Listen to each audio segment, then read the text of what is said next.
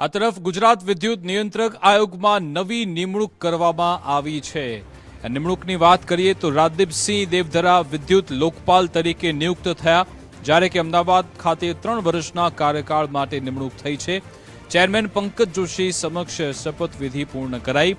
વિદ્યુત લોકપાલ તરીકે સત્તાવાર રીતે પણ કાર્યભાર સંભાળી લીધો છે। રાજદીપસિંહ આંબાવાડી સ્થિત કચેરીમાં ફરજ બજાવશે।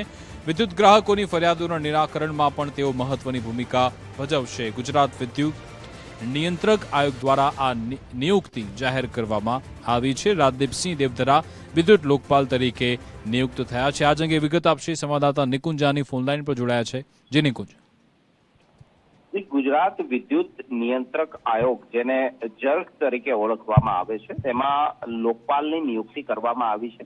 અમદાવાદ ખાતે 3 વર્ષના કાર્યકાળ માટે આ નિયુક્તિ કરાઈ છે અને રાજદીપસિંહ દેવધરા ને અમદાવાદના વિદ્યુત લોકપાલ તરીકેની જવાબદારી સોંપવામાં આવી છે।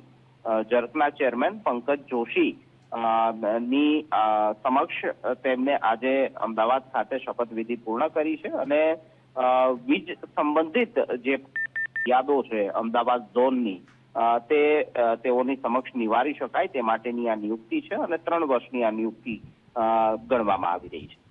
બિલકુલ, આભાર તમામ જાણકારી આપવા બદલ।